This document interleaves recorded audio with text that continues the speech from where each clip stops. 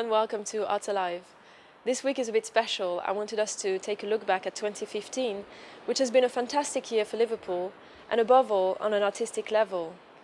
With hundreds of exhibitions happening every week in the city and beyond, Merseyside is definitely setting the bar high in terms of cultural event. Here is a look at some of the best artworks we've seen around the city.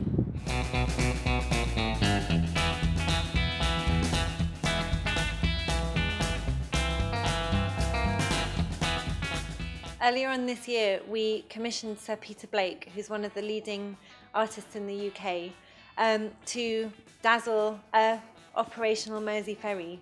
And it's part of a number of, it's the third in a series of commissions that we've done to commemorate the work that artists did during the First World War. So the ferry will remain operational until the end of 2017 and will take around 600,000 passengers across the Mersey every year.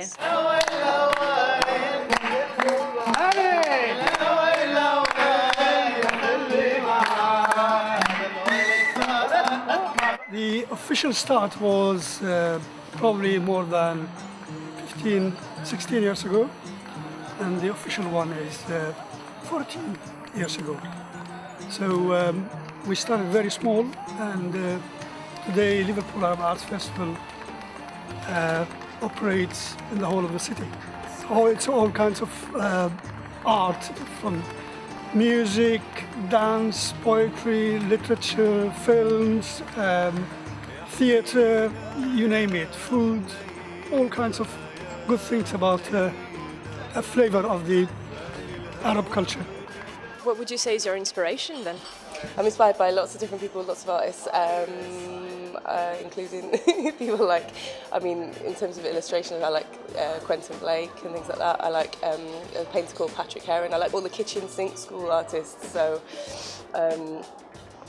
like John Bratby and stuff like that. And they do quite thick paintings, but also they're very realistic. So things like somebody's kitchen sink or something like that. So that's kind of like when I do my drawings that are in watercolour, it's a similar type of thing in that sense. And in terms of like imagination, what you're drawing, what you're painting, obviously you're inspired by your life, I guess, because I'm seeing the illustration with the little sentences. This is something that everyone of our age can relate to. Yeah. It's really clever. It's very witty as well. Thank you. Well, they're kind of like, I call them like semi-autobiographical, basically, because they're based on things that have kind of happened to me or I've seen that have happened, and I've kind of gone, right, oh yeah, that'll make a... I did those kind of just for myself when I did them. I wasn't sure how they were going to come out, and I nearly didn't show anyone them as well, and then I showed them to one friend and she was like, oh yeah, they're great, you should like... So then I put them out online, and then they got quite a good response, and I used them for a couple of solo shows that I had 2 years ago. So, and then there's some left, and I've made some new stuff, and yeah.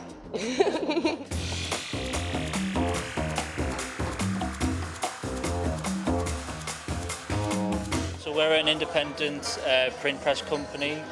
We started around a year and a half ago.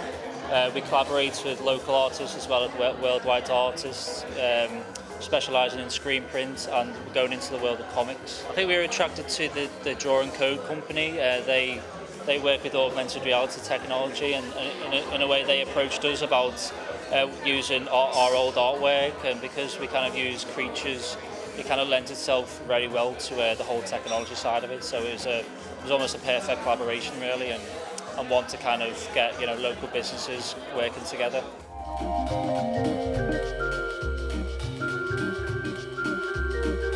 This week we're back at the Open Eye Gallery for the fantastic exhibitions An Ele Muholi, Vulcani Rise.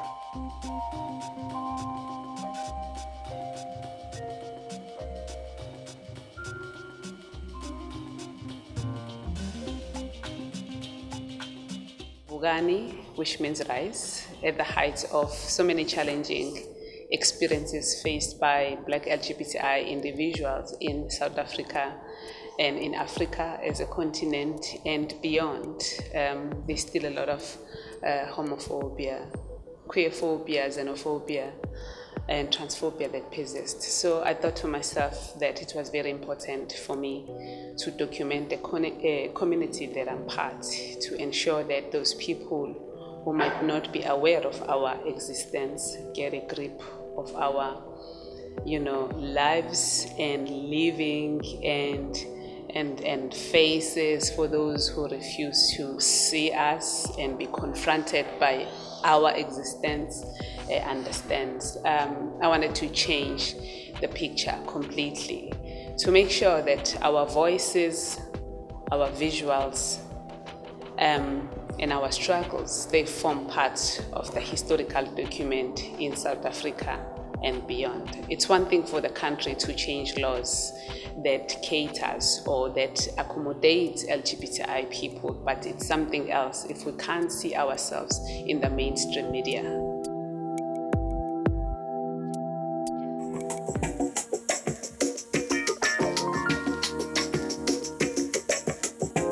I'm here at the presentation of It's Glam Up North, a show I've curated for a charity called Clare House, which is a hospice in Liverpool that look after children and young people that are under difficult circumstances. The idea of this show is that it's kind of like a flip on the idea of It's Grim Up North. It's putting a little bit of sparkle back into this charity auction. The theme was kind of ironic. I wanted people to kind of take the North and the warmth of the North and give it a little kind of twist, I kind of feel very honoured to be at this museum. It's an amazing space. It's like, I'm absolutely gobsmacked by the work. You should come and see the show. It's wonderfully eclectic. The space is wonderful. If you've never been to a museum like this, it's brilliant. And I couldn't be happier, really. This is an exhibition all about my favourite television programme, The Simpsons. It's been around for 25 years and I've made friendships around it, and I think it's one of the best things ever written. People have grown up with The Simpsons. I'm 26 years old. The show's, I think, about 26 years old now. And so it has this humour where, as a child, you can enjoy people getting hit in the groin with a football, yet when you're an adult, you can appreciate that all over again. But maybe there's some other kind of literature references or film references that you kind of clock onto a bit more and enjoy. And as for Liverpool, I don't know about any relevance for The Simpsons, but I know there's a lot of brilliant artists in Liverpool, and some of them are doing Simpsons art.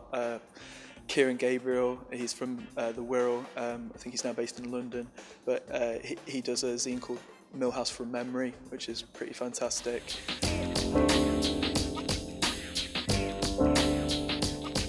I started painting when I went to the College of Art in Liverpool when I was 17 in 1960, September the 12th, 1960.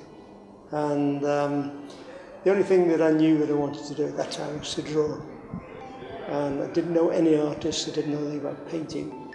And gradually over the years, developed sort of skills. And it's basically the drawing, life drawings and things like that, which I was particularly interested in. But gradually, when I was at college, we used to have architecture lectures by a man called John Keats. And this was every Friday. And I used to work in a coffee bar during the week, and I was always tired on a Friday. So Friday afternoon came to the lecture theatre, and I always used to fall asleep. So I didn't learn anything about architecture. And it's strange really that I was worried that I would be slung out of college because I didn't have a folder of the lectures. And but it is strange that I've spent the whole of my working life now doing drawings of buildings and streets, and I still don't know many of the architectural terms.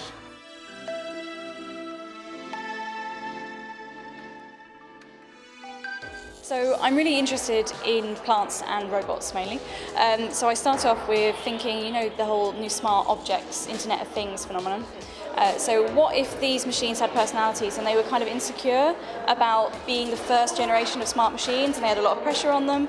So I make machines that are kind of quite quirky and kind of have hidden insecurities and might kind of overcompensate for the fact that they're meant to be smart, and as a result ask loads of bizarre questions because they think they might need to. So this exhibition is a combo of making a big control panel where you can create your own planet. So it's the idea that this robot could create anything you wanted, and you can have things like you can have humidity and temperature and all the normal things you'd have in the planet, but also you can set like the optimism on your planet, as in whether your planet's population is optimistic or not.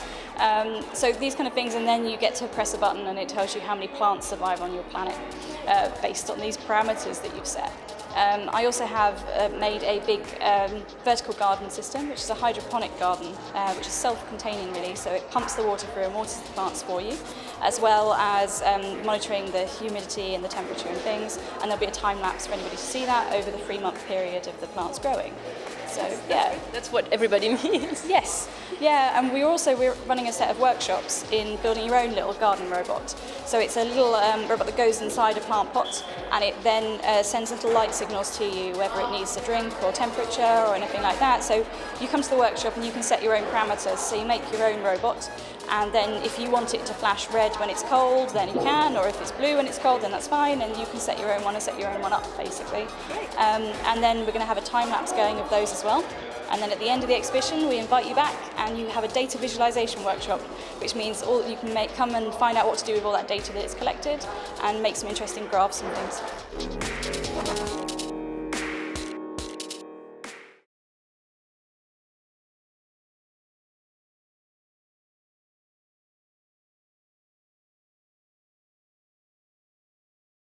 Welcome back to Art Alive. This week we're taking a look back at the best of artistic events that happened around the city in 2015. Can you tell us first maybe how you started photography? Oh my God, how I started photography.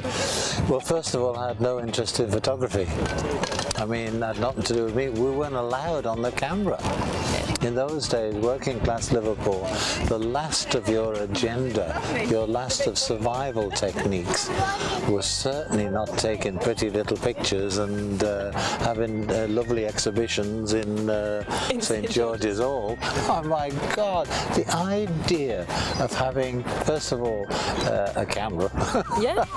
Secondly, having a picture, to be able to make a picture, then to put it in a frame, and then to have somewhere to exhibit would have been absolutely unthought of. All of us, all we were mainly considering was survival. Lots of people find it really interesting the fact we've got an art gallery right here in the centre of Liverpool 1.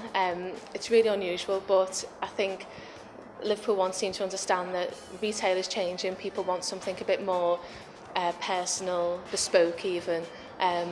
They acknowledge that they can meet the artist here. The customer can actually come and meet the artist. They can see them at work. We know that people have been really fascinated by the idea they can come and buy a piece of work, chat to the artist, hear the story behind it, and I think that's really where the success of One Art lies at the moment.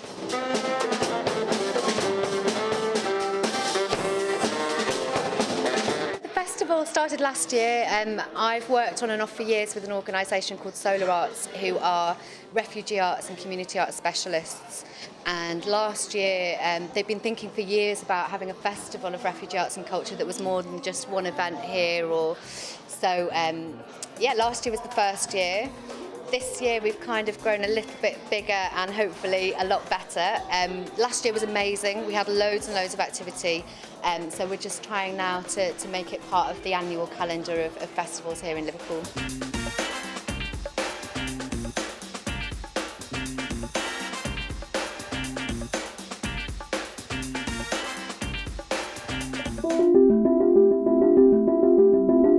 Unbelievable to see our paintings on national television. I think that was the main thing personally.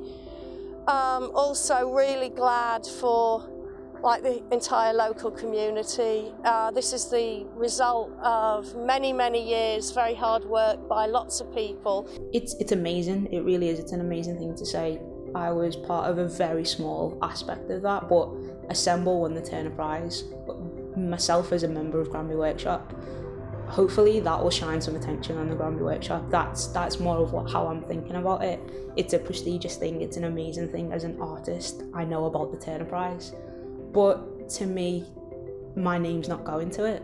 It's Assemble. They've done it, and it's the fact that their energy is going to come back into Granby Workshop. Having won that, that's the greatest thing out of it. It's surreal. We've just entered a new land now. We've entered a land that we've never explored before, a land where we are internationally famous, and who knows, we may have changed the shape of art. We've certainly changed the shape of how you regenerate streets of empty houses.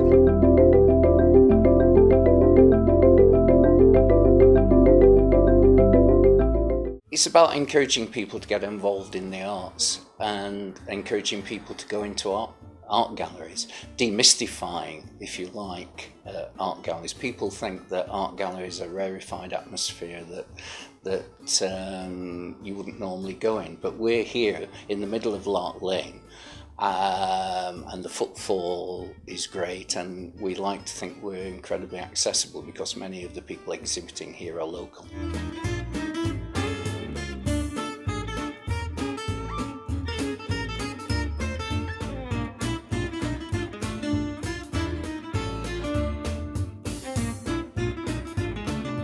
Urban sketching itself is an international phenomenon. It's been going on all over the world. It began in Seattle about 2005.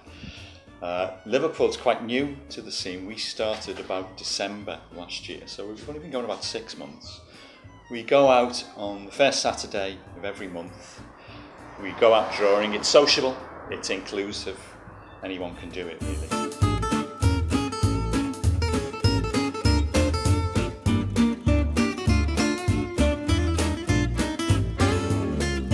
This is a maquette for a piece that I ended up carving for near the motorway, near the M65 in Blackburn.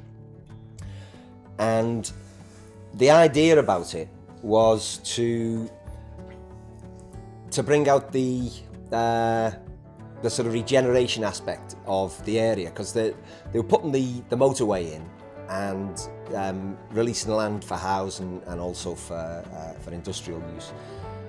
And I thought about the idea of regeneration, and then I found out that the Blackburn with Darwin motto is Arte et Labore, and it means to work hard with skill. And I thought to work hard with skill is a really good sort of uplifting motto, and I thought I'd use their own motto. So I carved this guy who's leaning over the top of this block of stone, and he's actually carving the Blackburn with Darwin motto, Arte et Labore, on the front of the stone. And what you do is you sort of get under the surface and you flick off a piece in front of you. So, and the beauty of a point, as opposed to anything else, is that it gives a predictable outcome to what you're trying to do.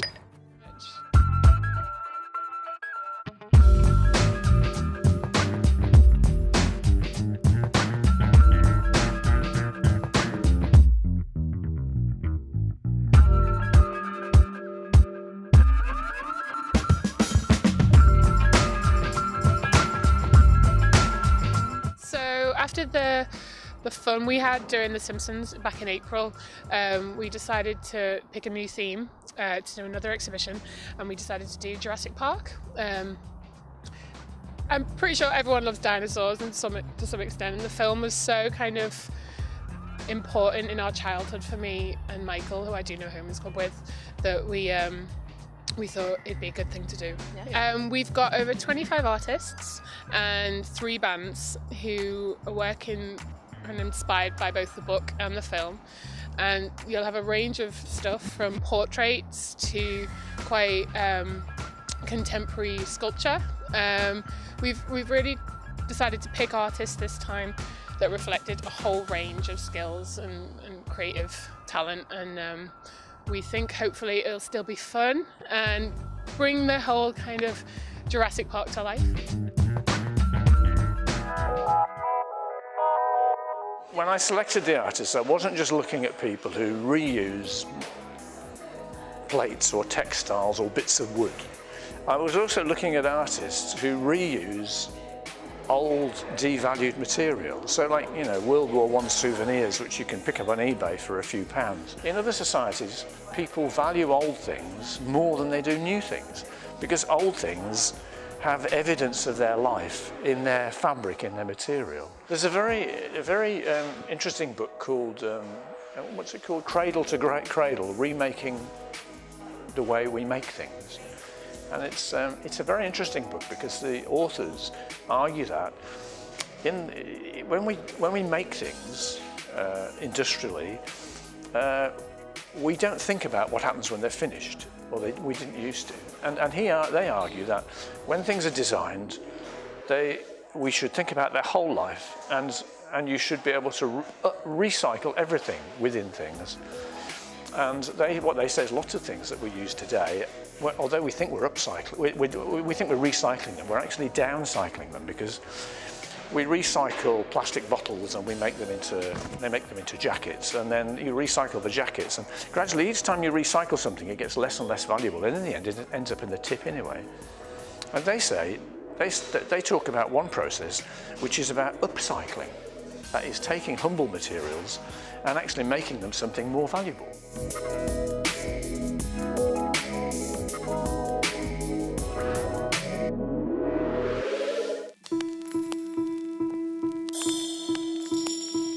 After visiting lots of locations around the country, it made sense to put it in Liverpool, especially after seeing videos of last year when the whole place comes to life doing the remembrance surveys. But the building actually works with it. It looks really nice, it looks like it belongs, because each location is different. For about 6 hours during the night time they were lit, the last post was sung, and then it was all blank. Everything was turned off, so you could just see them. But when it got towards September time, it's dusk, and they started disappearing at night, so you just saw little glimpses of them. And everything was silent. That was the bit that was quite crackers. You go down there, and millions of people just stood there in silence, and then started talking to each other about their experiences. It turned the Tower of London into some sort of modern henge, where you could, a meeting place just to talk. Art shouldn't have to tell people what it is. People should just be able to identify with a feeling or an emotion of their own. So it's better not to tell people what it is, just to see what happens. It could have gone the other way. People might not have liked it. But I think it was just the idea, a single flower for a single life. And it was red, and it was the time of year, and the location, and 100 years. It all sort of linked in together. That's all this week on Arts Alive. We hope we've enjoyed this year with us, and we'll see you in 2016.